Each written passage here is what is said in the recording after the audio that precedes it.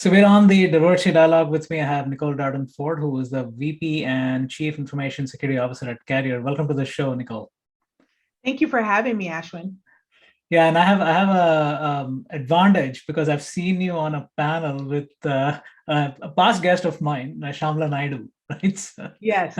I've seen you in action. Yeah, this is going to be great. So the topic is really about how to build, maintain, and engage a diverse team. I know when we talked about earlier, you have got to 50% gender equity on your team, and I'm sure it hasn't come easy, right? So for the listeners and viewers out there, like, what have been some of the challenges and how did you overcome them and how do you kind of go from here?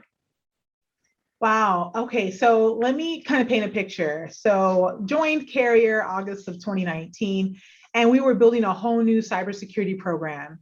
And a part of that was really to build a team of people that I would consider be our cyber defenders. And so I was very intentional about building a 50-50 organization. I tapped into my network, I called people, I sent emails, but it was really to ensure that I looked for intentionally diverse candidates for my teams. I think it really helped because I was able to get connected with people who connected me with other people so that I could really, I could really find the right talent for the team, the right fit, people who fit. But in general, just to make sure that we had also diverse slates. So in instances where maybe there weren't a lot of diverse candidates, we really worked diligently with our teams. We had recruiters out there looking for people. And like I said, tapping into my network, tapping into the network of the people around me really helped us to get there. And we really moved the needle.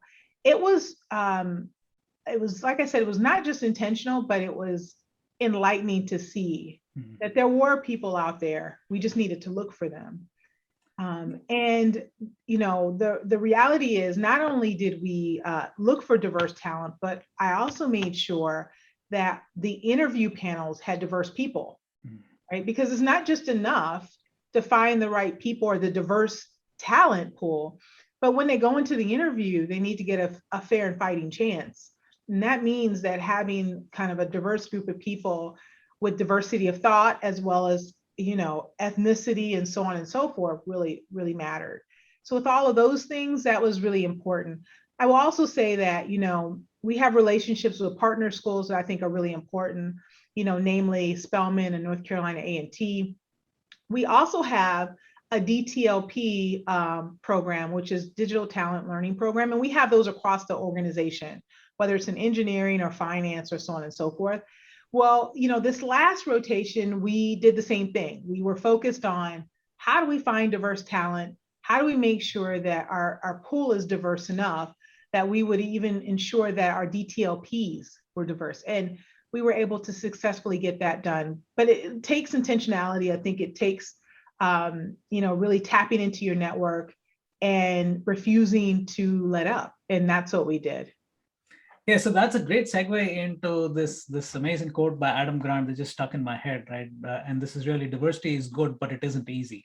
And as you were articulating that intentionality, that needing to tap into your network, not settling for having more diverse interviewers, I mean, those are all things that do take more effort, right? And for people wanting to, hey, before the end of quarter, rec goes away, or we lose this person here, or let's see whose calendar is available, let's throw him or her into the interview panel. This is rethinking that whole thing, right? So talk about, I mean, it's one thing about Nicole doing this, but then how have you kind of made sure that your team is aware of that extra effort that they have, you're asking them to go through? I think it's constantly putting it in front of them. It's easy to get senior management excited about diversity and inclusion, right? They're like, rah, rah, rah. It's the right thing to do. And especially now with ESG goals, it's the thing. And along with climate. But in general, it's easy. But middle management is where we need the focused engagement. I think you really have to put it consistently in front of them. You have to make it a part of their goals, right? Annually, right? If I know that I'm going to get measured based on how diverse my teams are, really leaning into diversity. I have to make it a part of my performance goals. That's really, really important. But also, you need to create an environment throughout the organization to keep the momentum of sourcing and hiring diverse talent. It's so very important. The pipelines have to be full, and that really requires effort. It requires going out to like our partner schools, making sure that we're getting resumes, partnering with like the Black MBA or SWE, different, different Hispanic organizations, and really making sure that we're getting the talent pool or pipeline established. And that really kind of helps with the momentum. When people are seeing results, they continue to do it. And I think Carrier is doing a really good job on keeping D&I alive and making sure that we dedicate the right amount of energy and momentum to what we know is the right thing to do.